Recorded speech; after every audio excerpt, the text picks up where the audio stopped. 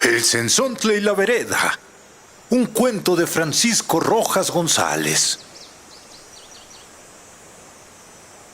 Fue entre los chinantecos, esos indios pequeñitos, reservados y encantadoramente descorteses.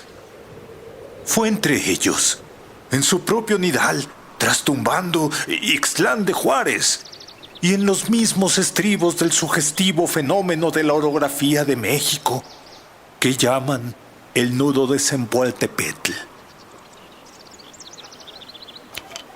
Escogimos Yolox, San Marcos Yolox para ser más exactos, como el sitio ideal donde instalar nuestro laboratorio antropológico. Yolox es una metrópoli de escasos 300 habitantes que cuelga entre girasoles y magueyales de un ribazo de la cordillera. En torno de Yolox, nombre cordial supuesto que significa corazón en idioma azteca, hay ranchos, congregaciones y jacaleras, de donde todos los viernes bajan los indios dispuestos a jugar en el tianguis su doble caracterización de compradores y vendedores, en un comercio de trueque animado y pintoresco. Entre las negociaciones del trueque, las más comunes son sal por granos, piezas de caza o animalitos de río o de charca por retazos de manta, hierbas medicinales a cambio de rayas de suela para guaraches, hilo de ixtle enrollado en vastas madejas por candelas de cebo, gallinas por manojos de estambre. Ahí, posesionados de la escuelita abandonada, dispusimos nuestro aparato técnico. Había que basar en datos irrefutables de tipo estadístico una teoría nacida sobre la mesa de trabajo de un reputado sabio europeo. Es decir, que nosotros los investigadores andábamos en la misión de surcir ciencia, en un encargo semejante al del zapatero remendón que reluja un par de viejos botines. O más sencillamente, teníamos entre las manos una brújula, para la cual había que manufacturar una buena colección de rumbos. O de otra suerte, la luminosa especulación del maestro sucumbiría en los instantes en que empezaba a cobrar prestigio en las aulas y crédito en las academias.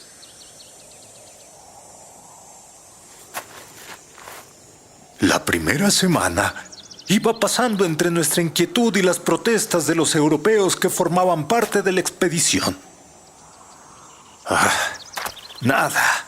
Erguían a veces que si estos indios se niegan a ser estudiados, debemos proceder como lo hicimos en Eritrea o en Azerbaiyán.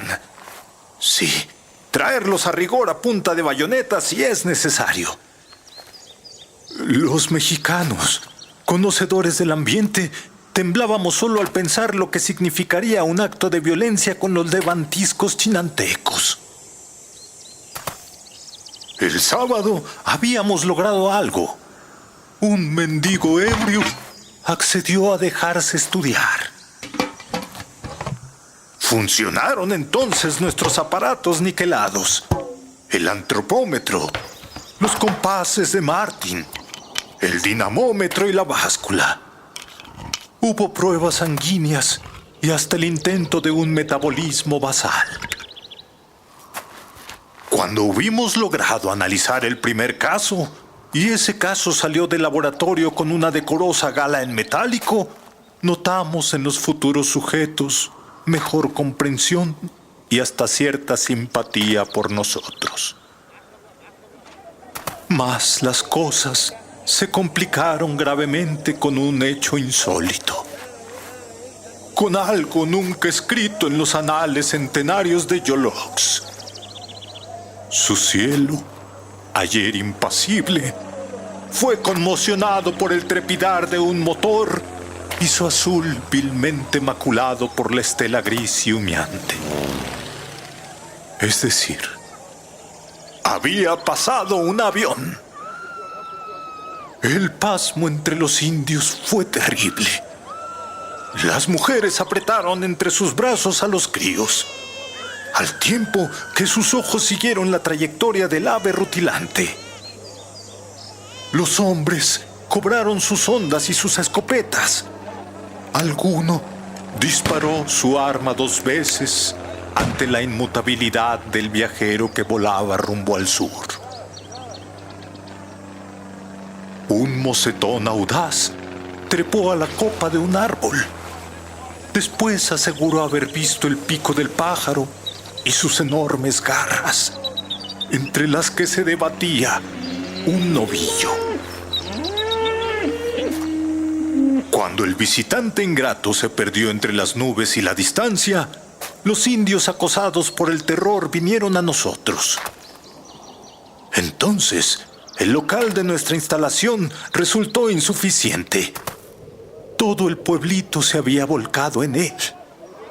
Alguno nos preguntó en lenguaje torpe algo respecto a esos fantásticos gavilanes. Cuando bien podríamos haber aprovechado aquellos instantes de pavor en servicio de nuestra misión, olvidamos las verosímiles ventajas a cambio de un recurso problemático, pero en todo caso, más leal y más honrado. Es un aparato que vuela, dije. Sí, es como una piedra lanzada por una onda. En él viajan hombres iguales que ustedes y que nosotros. Ah, quiere decir que en la barriga de ese pájaro van hombres. Volvió a inquirir el indio. No propiamente. Porque eso que ustedes llaman pájaro es simplemente una máquina. El intérprete, un anciano duro y grave, muy en su papel de primera autoridad del pueblo, tuvo un gesto de incredulidad, pero repitió en su lengua mis palabras. Entonces siguió un lapso de silencio expectante. Pero, argumentó, la piedra sube, va y baja, mas ese pajarote vuela y vuela por la fuerza de sus alas. Contesté, es que el aparato lleva en su vientre la esencia de la lumbre. Lleva gasolina, aceite, grasas. El viejo torció la boca con una sonrisa de suspicacia. No nos creas tan del tiro. ¿A poco crees que somos tus babosos? Luego dijo en su idioma monosilábico palabras prolongadas y solemnes. Apenas terminó, los reunidos abandonaron nuestro laboratorio. Algunos, especialmente las mujeres, lo hicieron en forma violenta y precipitada. Otros, al marcharse, nos veían con ojos aterrorizados y rencorosos. Solo quedó frente a nosotros un grupo pequeño de gente triste, enferma y muy acongojada. Diríase que el peso de su miseria y de sus males los anclaba, los hincaba en el sitio. Era una familia de 3 miembros. El padre enclenque e imbécil, que al sonreír mostraba su dentadura dispareja y horriblemente insertada. La madre, pequeñita, de carnes fofas y renegridas, acusaba una preñez adelantada. La hija, una niña a la que la pubertad la había sorprendido, la había capturado sin darle tiempo a mudar la tristeza, la mansedumbre infantil de sus ojos mongoloides, por el brillo que enciende la juventud, ni transmutar las formas rectilíneas por las morbideces de la edad primaveral. Malos, semos malos, re malos, patroncito, dijo el hombre señalando a su familia. El diagnóstico resultaba fácil entre los evidentes síntomas. Todos eran presas del paludismo. Así lo decían a gritos los sembrantes demudados, su mueca decaída, los miembros soplados y amarillentos. Malos, malos hemos, re malos, tatitas, repitió el indio con voz llorona.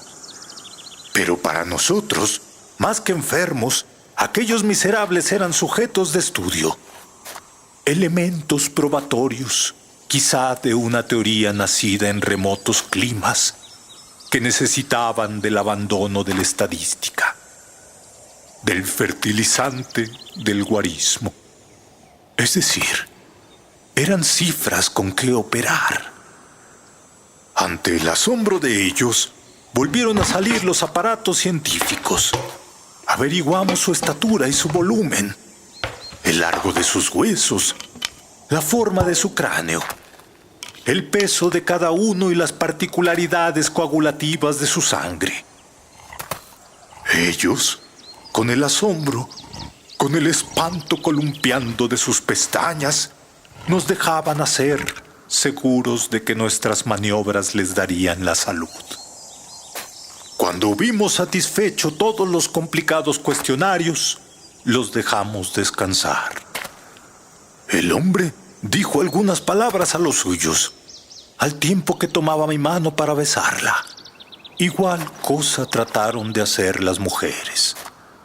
Yo, lleno de vergüenza, esquivé aquella manifestación de agradecimiento. Me hallé culpable de engaño y de mentira, del uso de un expediente innoble, aunque necesario en aquellas circunstancias. Entonces, recordé que en nuestro botiquín podría encontrar algo que aliviara un poco las dolencias de los desventurados. Di con un frasco de quinina en comprimidos. Llené de aquellos hermosos granos escarlatas y brillantes como peonias las cuencas de las manos que se me tendían trémulas, como avecitas sedientas. Acaricié a la muchacha y los dejé marchar. Al trasponer la puerta, la mujer nos sonrió triste, dolorida. En la plazoleta, los habitantes de Yolox hablaban, discutían, se acaloraban, veían al cielo y levantaban sus manos empuñadas. Cuando la familia de palúdicos pasó por la plazuela, la gente abrió valla, temerosa de contaminarse, más que del padecimiento de aquello que hubieran podido adquirir de su trato con nosotros. Había en las miradas compasión y caridad. Las voces bajaron de tono hasta hacerse imperceptibles. Los enfermos cruzaron entre la multitud sin detener su paso. Iban de regreso a la tierra baja, donde priva el letal paludismo. Mis compañeros los europeos desesperaban. Era indispensable convencer u obligar, si había necesidad, a los chinantecos para que se presentaran a nuestra experiencia. Yo, más conocedor de aquella gente, opté por buscar un medio conciliador. Fui a ver al viejo intérprete. Sabía con absoluta seguridad que éste no solo era el único hombre capaz en el pueblo de entender el español, sino que también tenía sobre los suyos una influencia determinante, basada en sus prácticas de magia y de hechicería. Su valimiento entre los chinantecos estaba sobre el de la autoridad civil, que en realidad no representaba para él más que un elemento para reforzar su dominio.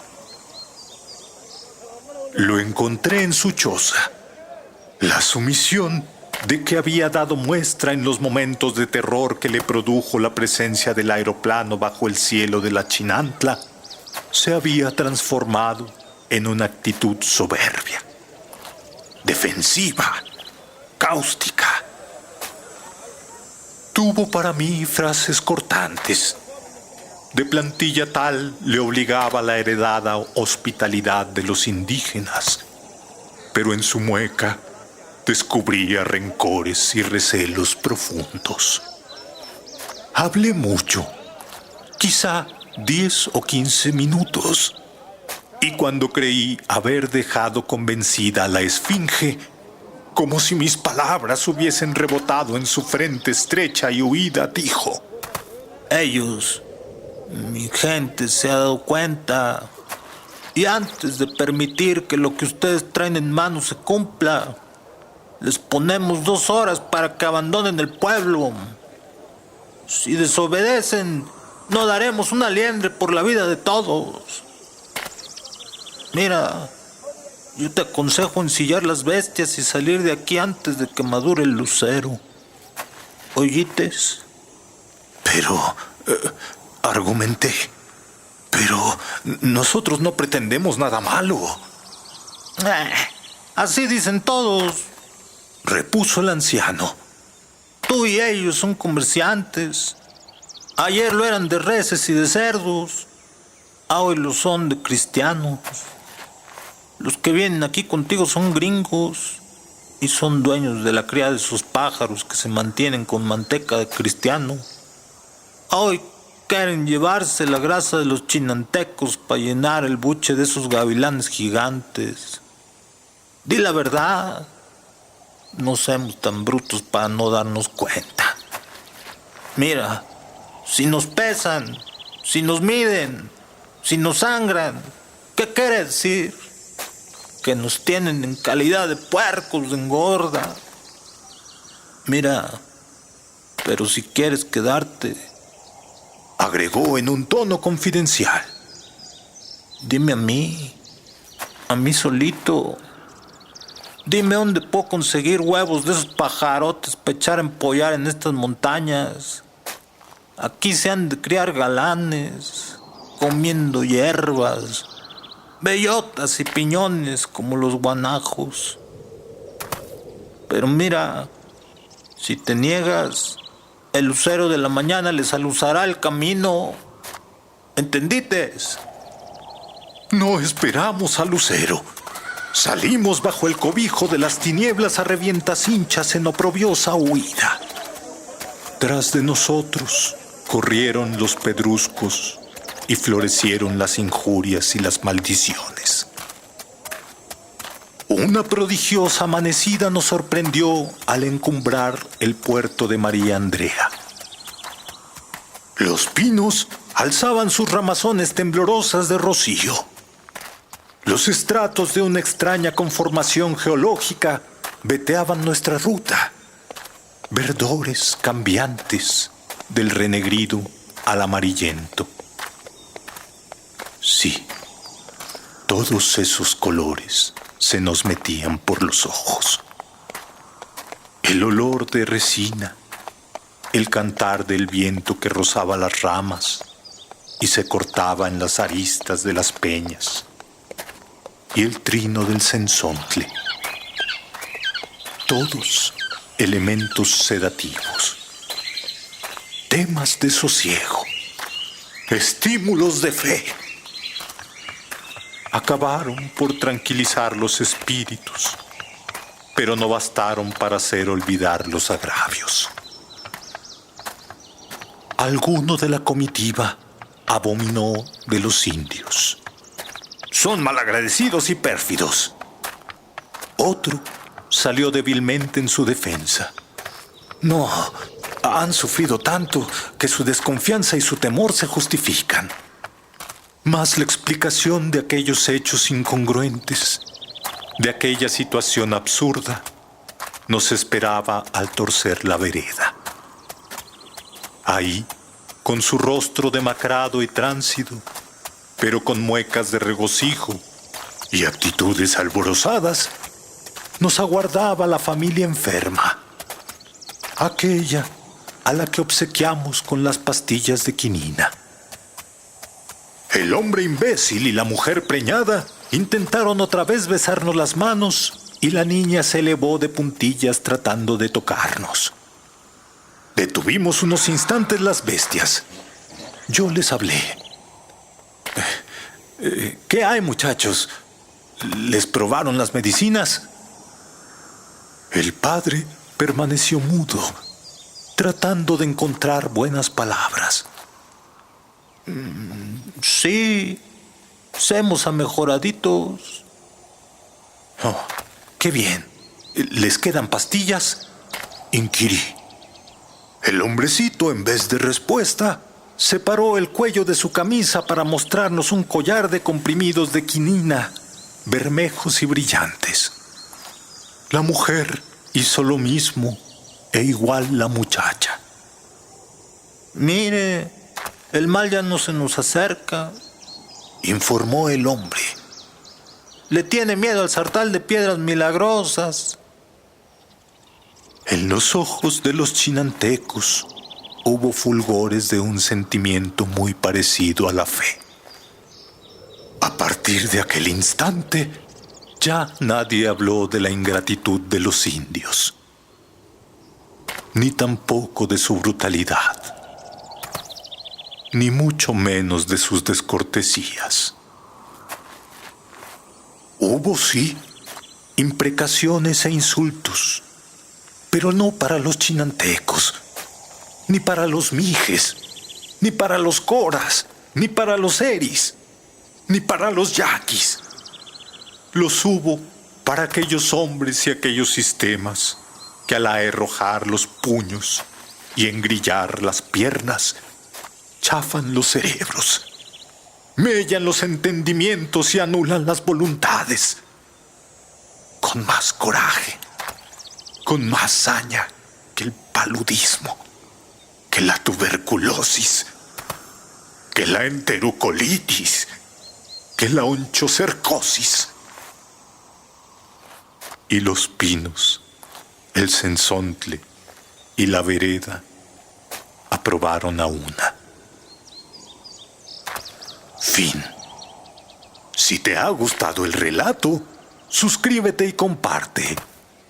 Gracias.